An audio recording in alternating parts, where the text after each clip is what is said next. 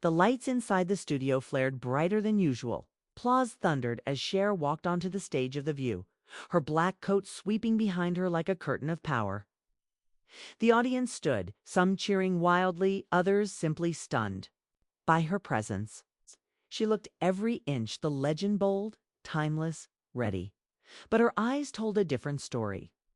They were sharp, restless. Something inside her seemed coiled, waiting.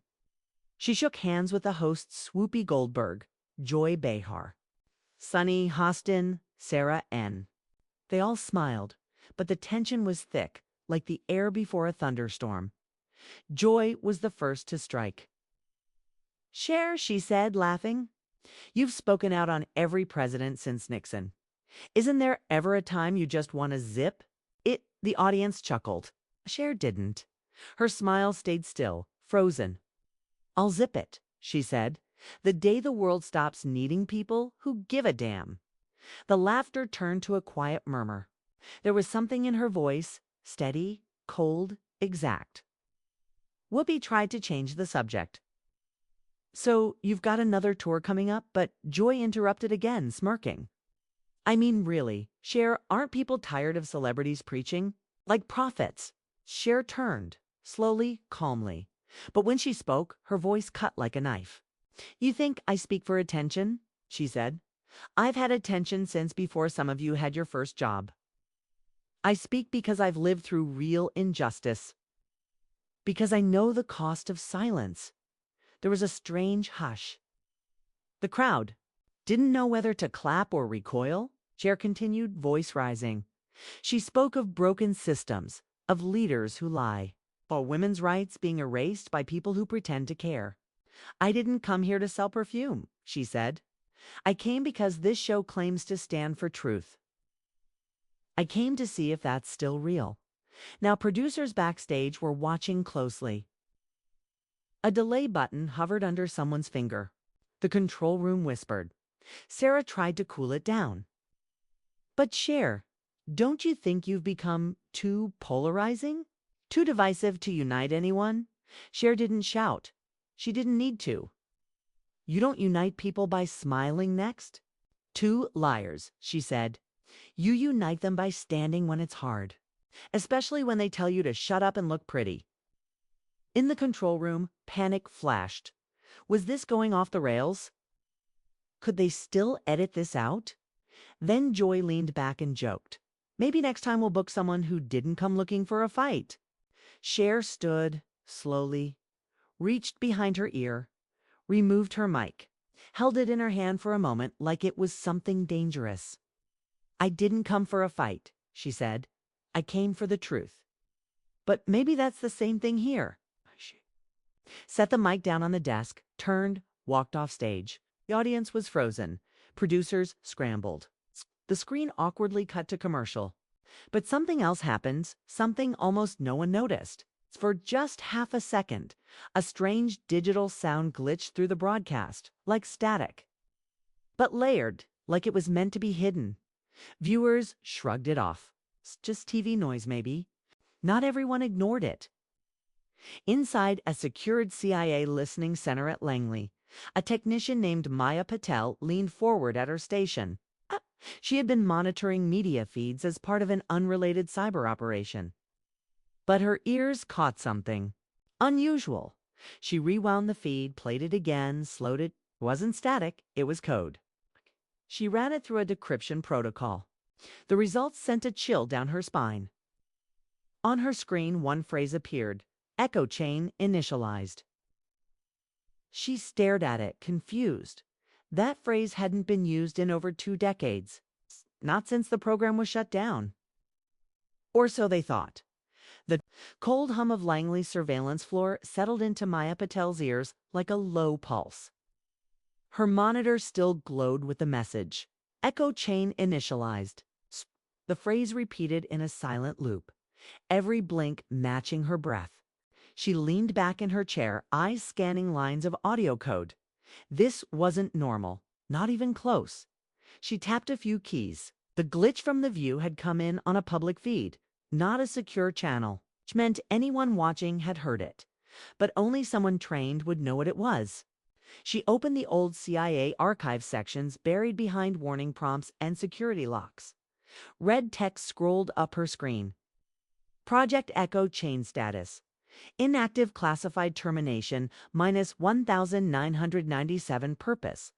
Behavioral influence through embedded BTH suggestions. In live broadcast media, primary targets, domestic audiences. Wartime morale, strategic opinion shifts voice templates. Tier 1, high-impact cultural icons, Cher was one of them. So were a few others. Voices that had shaped generations, not just by fame, but by tone, rhythm, resonance. Scientists in the 80s called it the frequency of trust. Maya's mouth went dry. The project hadn't just used celebrities, studied them, mapped their vocal prints, fed that data into algorithms that could turn a broadcast into something more than entertainment, something suggestive, not like hypnosis, more like guidance. You'd feel it, not even knowing why. And it only took one sentence. That meant the View incident wasn't an accident. Cher hadn't just lost her temper. She had triggered something. Or someone had triggered it through her. She picked up her encrypted phone and dialed her supervisor. No answer. Then another number field, Intel Operations. Busy. Finally, she logged an anomaly report. She marked it Code Black, a tag used only for threats involving dormant PySops. Then she opened a private browser window and typed a name, Lucien Renard. He had been a lead behavioral scientist on Echo Chain in its final years. Then vanished. Trimmer said he fled to Europe after a whistleblowing attempt that never reached Congress. His theories had been considered dangerous, radical, paranoid. But Maya didn't think he sounded paranoid anymore. Back on TV, the media had shifted tone. The View was trending across platforms. Cher storms off. Live meltdown. Icon goes rogue. But the real storm wasn't on screen. It was underneath. In the White House, a morning briefing landed with a thud on the president's desk. Inside, a transcript of Cher's full exchange. The attached note from NSA Cyber Defense read, mic feed irregularities consistent with Echo Chain protocol. Investigation advised. Across the hall, a national security advisor muttered, "You've got to be kidding me." Back in Los Angeles, Cher sat alone in her dressing room. The noise from the show had faded behind her. Someone had slipped her a message during makeup, hidden inside a compact mirror. 4 words, handwritten. They've turned IT back on. She remembered those words. They belonged to someone she hadn't seen in 25 years. Her hand trembled slightly as she picked up her phone, not the public one. The old secure line she kept in a box taped beneath her touring trunk. It still worked. She dialed a number from memory. There was 1 ring, then 2, then silence, and then a soft, familiar voice. "I saw the show," the voice said. "You did it." Cher spoke slowly. "I felt something shift. I didn't expect. The signal. You weren't supposed to," the voice replied. "But it's real now, and they'll come for you." "I'm ready," she said.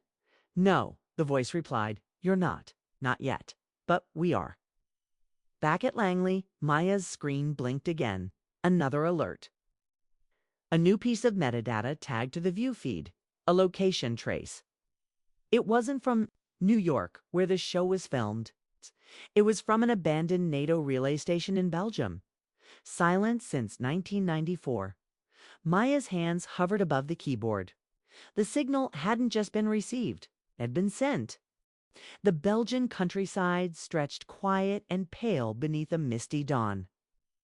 But under the earth, near the forgotten village of Waynes, something ancient had come alive.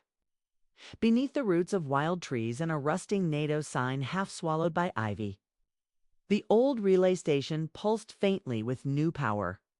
Inside, dust danced in the light of revived monitors. A red diode blinked in perfect rhythm like a heartbeat returning after decades. The facility had been dark since 1994, officially decommissioned. But now, behind layers of firewall and electromagnetic shielding. An autonomous system called Vox Core had awakened, triggered by a voice, a frequency, a moment of public chaos. The voice had been Cher's in Langley. Maya Patel watched the real-time satellite footage as the building lit up one sector at a time. She isolated the energy surge pattern. It wasn't just a power-up. It was a handshake, a digital greeting to dormant systems across Europe. One by one, old data nodes, some buried under military libraries, others hidden inside embassy telecom stacks, pinged back. Each was tied to something long forgotten. Echo Chain's European mirror network. Maya turned to her new lead investigator, a graying agent named Kellerman, known in the cyber division for surviving more black bag projects than most rookies even knew existed. Echo Chain wasn't terminated, she said. It was relocated. Kellerman lit a cigarette he wasn't supposed to have, buried under NATO protocol. Smart. And now someone's reactivating it, choosing Cher as the trigger. Maya nodded. It's not just her voice, it's her outrage. She's a signal amplifier, designed to create emotional resonance. They didn't need her to be in on it. They needed her to be real. Kellerman frowned.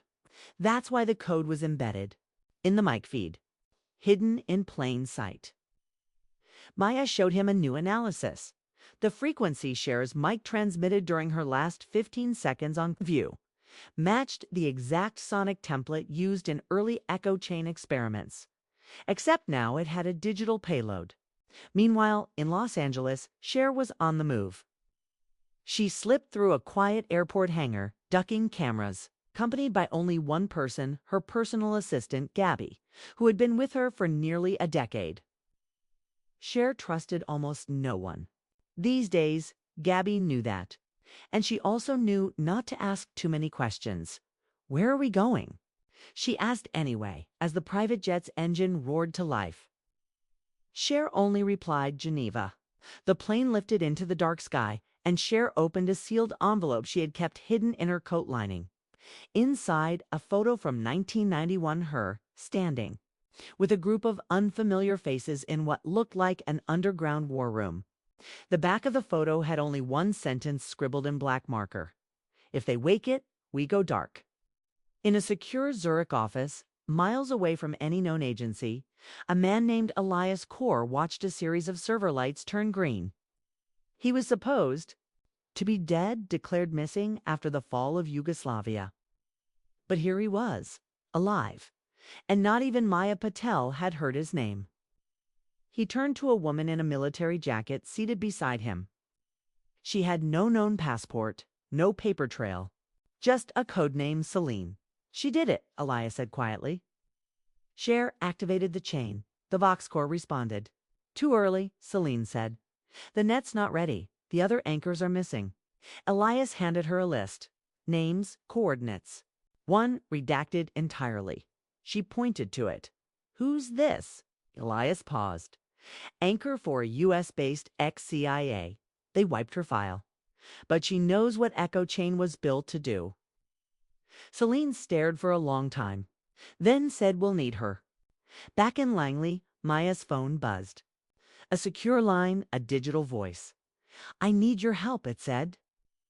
What you found is just the surface. Who is this? Maya asked. The voice answered, my name used to be Anchor 4. Then the line went dead.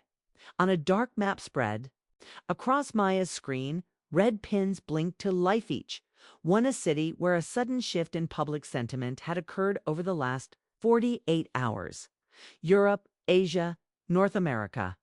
One phrase tied them all together, quietly climbing across search bars, hashtags, and message boards. Echo Chain is real. But no one yet knew what it wanted, or how far it would reach. The jet touched down in Geneva under overcast skies, the cold wind slicing through the stillness of the private runway. Cher stepped off the aircraft without a word, her coat pulled tight, her eyes distant. Gabby followed close behind, but even she could feel the change. Cher's usual warmth had been replaced by something sharper, calculated. A man in a charcoal suit waited at the bottom of the stairs. His name was Dmitry Valenko. No badge, no credentials, but Gabby could tell this man wasn't just security. He was something colder, quieter. "You're late," he said to Cher without introduction. "They were watching the studio longer than I thought," she replied. Dmitri nodded once. "I'll trace you here within 12 hours. I need 6. He led them into a black vehicle without logos, without plates. Inside was silence thick, insulated, soundproof. It drove through Geneva's diplomatic quarter. Then past the old UN headquarters, turning into a narrow side street behind a shuttered museum. A garage door opened automatically, and the vehicle disappeared underground. Beneath the city was something few knew existed, an old untold war-era Fallout command. Center abandoned by official records, but still very much alive in the shadow networks. Inside, deep in the core of its walls, sat a table of 7 chairs, each marked with a single symbol. Cher sat at the one marked with the frequency glyph. She faced a curved screen, now lighting up in pieces as data streams synchronized. One by one, others appeared on the feed. Blurred faces, encrypted voices. This was the Echo Council, a fail-safe unit formed not by governments, but by rogue elements of intelligence communities across continents. Designed to monitor, not interfere, less. The signal ever returned. It had. A voice crackled through the feed, voice modulated and familiar. "Anchor 1. Report." Cher leaned forward. The View incident wasn't a rant. It was a tripwire. A planted stimulus meant to test public susceptibility. But there was no fail-safe in place to stop the chain once it was triggered. "Who planted it?" another voice asked. British, clipped, skeptical. "I don't know," Cher admitted. But the phrase used, echo chain initialized, was embedded through hardware, meaning someone accessed the original frequency vault, which, last we knew, was locked inside NATO Archive Zeta. Another voice cut in. French accented. That vault was sold. Quietly. Post-Ukraine funding gaps. Likely brokered through private contractors. Dmitri added quietly from the shadows. "Private doesn't mean unknown." "Mercer?" Cher asked. "Possibly. Or something worse." The name Mercer echoed like a ghost through the underground chamber. A tech corporate political conglomerate that had been accused of everything from psychological warfare in elections to developing predictive AI using social engineering. But none of it had ever been proven. Because Mercer didn't work in the light. "They've activated dormant nodes across 8 cities, Cher continued. Micropulses tied to social rage. But here's the thing, those pulses are stacking. They link globally. They'll create feedback loops in public consciousness. Think protests that don't end. Belief systems that change overnight. Populations. Moved like herds. "Who's the target?" someone asked. Cher hesitated. Then answered, "Democracy." Back in Langley, Maya Patel was scrambling to reestablish contact with the unknown woman who had called herself Anchor 4. Every database Maya accessed showed nothing. No employment file, no psych profile, no tax history. It was as if the CIA had erased her. But Maya had one more trick. She dug into the old encryption logs from Project Echo Chain. They're buried under layers of metadata. She found an access key signed only as EG47, cross-referencing the initials with internal whistleblower lists. One name appeared. Elise Granger. Filed deceased. Died in 1998. Suicide. Except Maya had just spoken to her. She typed into the secure terminal, "Elise Granger, Echo Chain founder." A warning popped up instantly. "Access denied. Level red, national override protected." Her fingers hovered over the keyboard. She took a breath and entered an illegal backdoor code she had once promised never to use. The screen flashed.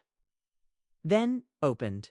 Inside, dozens of classified audio files appeared. One of them labeled Operation Reverberate. Target public trust. Maya clicked play. What she heard chilled her. It was Elisa's voice, calm, intentional. If you're hearing this, it means someone has turned Echo Chain back on. You think it's about influence? It's not. It's about control. And if Mercer has the vault, it's not just thought manipulation. It's mind programming at scale. You must stop them before the net converges. Suddenly, Maya's screen went black. A message appeared. Trace initiated. Terminate session. She shut the laptop and grabbed her burner phone. Her hands trembled as she dialed. Cher answered. Anchor 1, Maya said.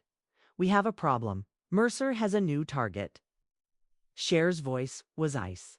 Tell me, Maya whispered. 2025's Global Peace Summit. Geneva, 2 days from now. Cher's eyes narrowed. Then it's not just a signal. It's a strike.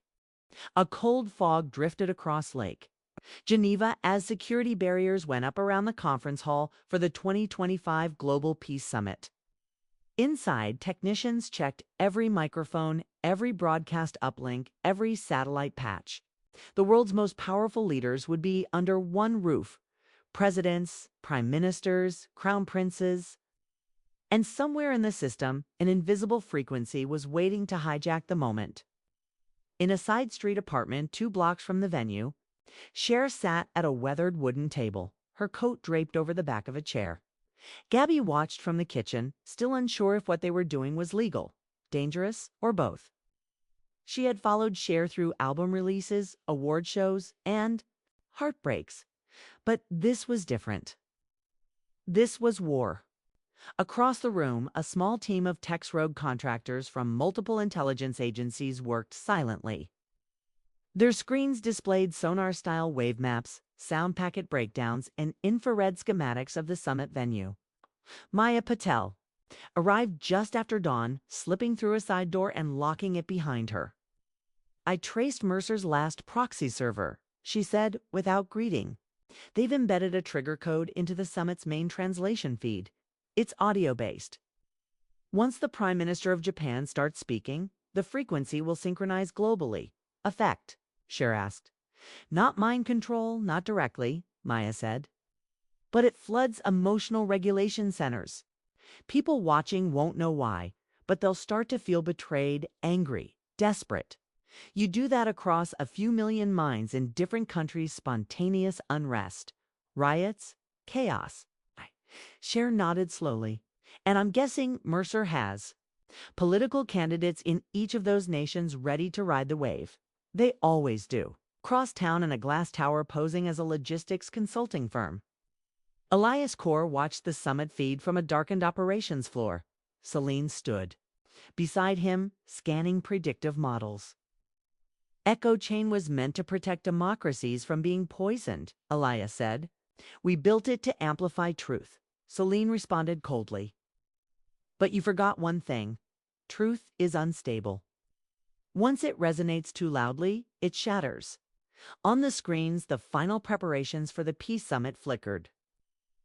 Leaders began to arrive, smiling, shaking hands, posing for cameras. None of them knew they were standing on the edge of engineered hysteria. Inside the venue, the translator booths sat silent. Each had been cleared and scanned, except booth 7. Maya, disguised in an accreditation badge borrowed from a French broadcast team, entered the booth and began inspecting the uplink cable. She paused. There it was, microchip fused into the cable's copper coil. She connected a frequency sniffer. The waveform it emitted matched the Echo Chain's original activation tone except reversed, a counterwave. She stared in disbelief. This isn't just a trigger, it's a mirror pulse. Anyone who hears it gets caught in a loop of reinforced beliefs. Cher's voice crackled through her earpiece. Like what? Like they'll believe whatever fear they already carry is fact. They won't hear the words, they'll hear their worst assumptions confirmed. In the streets, protesters were already gathering climate activists, disinformation critics, nationalist supporters. None knew they were being set up to explode. Back in the apartment, Gabby watched a live stream on her phone. Her hand trembled. They're starting early. Cher looked at Maya's second monitor. We have 5 minutes before the first speech. Maya nodded. We need to reverse the signal. Inject a blocker. But if we kill the feed, Cher asked, what happens to the summit? It goes dark.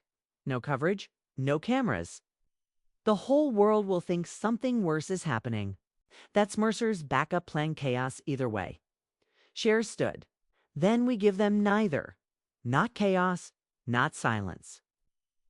We give them clarity. She picked up an old radio transmitter, still tuned to the original Echo Chain's protected line. The team turned to her in shock. That signal's not used anymore, someone whispered. You'll expose yourself. Cher smiled grimly. They already know I'm awake. She keyed the mic and spoke slowly. This is Anchor 1. The signal has been hijacked. You're being weaponized. If you're hearing this, fight the feeling. You're not angry. You're being made to feel angry. Back at the venue, the first leader stepped up to the podium. The chip activated. Bet, instead of Mercer's trigger, the voice of Cher compressed, amplified, ghostly overrode the signal. The message was simple, honest, human. In living rooms around the world, people paused. The strange heat behind their eyes dimmed. Confusion replaced rage. For a moment, the world blinked awake. Inside the glass tower, Elias' core stood frozen. How? Celine whispered. He turned away from the screen. She remembered the core rule of Echo Chain. What rule? Elias closed his eyes. Only a voice that people already trust can cancel the echo. Down in the streets, the protests softened. People put down their signs, not out of agreement, but out of hesitation. That was all they needed. A single beat of silence, enough to stop the collapse. But Mercer wasn't done. On Celine's tablet, a new protocol lit up. Phase 2, ground convergence. Begin asset. Mobilization. They had lost the signal war. Okay? Now they were going physical. The night air in Geneva was thick with unease. The broadcast had been saved just barely, but the threat hadn't ended. If anything, it had shifted. As Cher stepped out of the safe house and onto the cobbled alleyway, her breath formed clouds in the air. The city looked normal. But something in the rhythm of the street told her it wasn't. A black sedan drove slowly past the entrance. Its windows were dark. Too dark. Inside the war room, Maya was scanning a new surge of encrypted chatter across secure satellite bands. These weren't data packets. They were movement orders, tactile, urgent, ground convergence. She muttered, repeating what she'd seen in the Mercer protocol. They're moving real assets now. Gabby looked over her shoulder, like mercenaries. Worse, Maya replied, influencers. Fake journalists, embedded agents posing as security. They're already in the venue. Cher leaned in. What's their target? Maya hesitated. Not the leaders, the audience. The summit was about to enter its final phase, closed-door roundtables, workshops, smaller side interviews. The perfect opportunity for confusion. If Mercer couldn't collapse the broadcast feed, they'd turn public perception against the summit itself. Frame it as elitist, manipulative, disconnected from the real world. They wouldn't need violence, just disruption. Chaos seeded in whispers and viral moments. Cher looked at the monitor showing live feeds from the summit's media floor. Reporters moved from booth to booth. Some faces were familiar. Too familiar. There, she pointed. That man, row 3. He used to work at The Intercept. Got disavowed for fabricating sources. Maya checked. Name's Jonah Kells. He's on Mercer's payroll now. Last seen in Brazil during their disinfo surge. Cher's jaw clenched. We need to get into the venue. Gabby blinked. You mean go in? After all this? We've disrupted the signal war, Cher said. But Mercer's moved on to narrative warfare. We can't win that from a screen. We have to cut the story before it writes itself. An hour later, with the help of a forged NGO badge and a sympathetic Swiss liaison, Cher walked back into the summit. Her return hadn't been cleared. No security detail, no speech planned, but she wasn't there to be seen. Sieves there to intercept. Meanwhile, Elias Kaur sat in a soundproof office in a luxury hotel 2 blocks away, watching the social media streams light up with carefully planted videos, out-of-context summit clips edited to look staged. Posts accusing global leaders of collusion, even deepfakes designed to smear certain key speakers. His fingers drummed the desk. The voice wasn't enough, he murmured. Celine, standing by the wall of screens, responded. That's why Phase 2 exists. People don't follow the truth. They follow drama. Back at the summit, Cher moved quickly between booths, pretending to be lost. She spotted Jonah near the UK delegation lounge, whispering to a woman holding a phone with a cracked screen. Gabby whispered through the earpiece, "We're picking up chatter. Someone just pushed a video titled Cher's Echo Lie claims your voice message was AI generated." Cher didn't flinch. Let them think that. Right now, I want to know what Jonah's about to do. She watched as Jonah slipped a small flash drive into the back of a broadcasting terminal. It blinked once blue to red, a sign of activation. Watching from the safe house, saw the same blink from her remote feed. "Trace that node," she shouted. "Find out what he just injected." 2 seconds later, her screen exploded, with mirrored URLs, fake live streams mimicking the official summit broadcast, edited in real time, warped speeches. Leaders saying things they never said. "God," Maya whispered. "They're hijacking reality." Cher walked straight up to Jonah. "Wrong summit for that trick," she said coolly. He turned too slowly. Recognition hit his eyes like a punch. "You're not cleared to be here," he muttered. "You're not cleared to destroy the fabric of public trust." He smiled smugly. "It's not about destruction. It's about reset." People don't want democracy. They want answers. Simple ones, loud ones. And we're giving them that. Cher stepped closer. "No, you're giving them fiction with just enough truth to pass for gospel. That's not a reset. That's a virus." Rain swept across the runway at London City Airport as the private jet touched down just past dawn. Cher stepped off first, her black coat flaring in the wind like a defiant flag. Behind her, Maya adjusted her messenger bag, eyes scanning the horizon for anything unusual. Gabby followed silently, holding only a worn satchel filled with surveillance drives, access codes, and a photograph of the man they were about to confront. Mercer's headquarters weren't listed on any map. Officially, it was registered as Edge Frame Media, a boutique tech firm specializing in synthetic narrative analytics. In truth, it was the operational brain of a global misinformation empire running real-time deepfakes, weaponized AI, and what Maya had called belief engineering. They didn't plan to knock on the front door. Instead, they entered through an old service tunnel beneath Canary Wharf, guided by a floor plan stolen from a corrupted EU data server. The air was metallic, humid. Each step echoed louder than it should have. Cher whispered, "No alarms." Maya replied, "They don't need alarms. They use noise cancellation fields. If we hear silence, we're caught." Gabby pulled out the key. It wasn't a card or a code, it was a sound file, a rare analog frequency. Embedded in Cher's old vinyl recording from 1987, the same frequency that Mercer had once tried to bury. Not because it was music, but because it scrambled their early neural patterning software. Irony, Cher thought. Her voice had once made people dance. Now it was the only weapon that could bring down an empire. Inside the vault-like chamber, they found the Core 7 cylindrical servers, each glowing faintly beneath rows of black cables. One tower stood taller, encased in crystal. On its side, a tag read ECHO_1 source script. "This is it," Maya said. "The original sequencing model. It's what they use to simulate your voice, your thoughts, your fears. They turned you into a narrative weapon. That's what echo chain really was. Can we delete it? Cher asked. No, if we do, it'll replicate itself somewhere else. But we can corrupt it from inside. Maya handed Cher a microphone, not unlike the one she'd used on The View, but this one wasn't for broadcast. It was for resonance injection.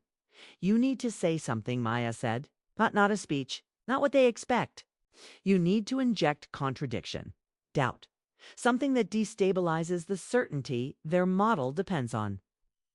Cher stood in front of the source tower. Her reflection shimmered on the glass. For a moment, she saw herself not as a celebrity, not even as a dissenter, but as a survivor of eras of empires, of truths that had become lies and lies that had become reality. She keyed the mic. I am not your algorithm, she said quietly. I am not your headline. I am not your confession, tape, or your character profile. I am chaos. I am change. I am the silence after the applause.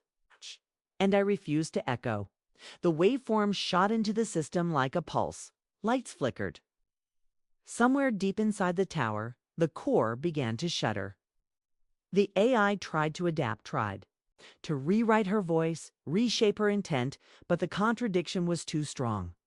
Certainty broke, patterns collapsed. Across the world, hundreds of Mercer-run feeds glitched. Political bots began spouting paradoxes. Deepfakes lost their synchronization. Fake interviews of Cher began melting into static. The system wasn't just down, it was confused. In a penthouse overlooking the Thames, Elia's core watched his empire unravel. For the first time, he looked afraid. Celine, standing beside him, asked, "Do we initiate Alpha Reset?" Elias shook his head. No, it's too late. She didn't just kill the chain. She turned the echo back on us. Down in the vault, as the servers dimmed, Cher looked around. Is it done? Gabby asked. Maya scanned the readings. The source is unstable, but Mercer will try again. They always do. Then we make this moment last, Cher said. Before leaving, she etched a message into the metal door with a piece of broken fiber optic wire. Truth is not a trend. They emerged from the tunnel into the morning light. Across the internet, timelines were calming. The viral outrage had slowed. Comment sections no longer felt choreographed.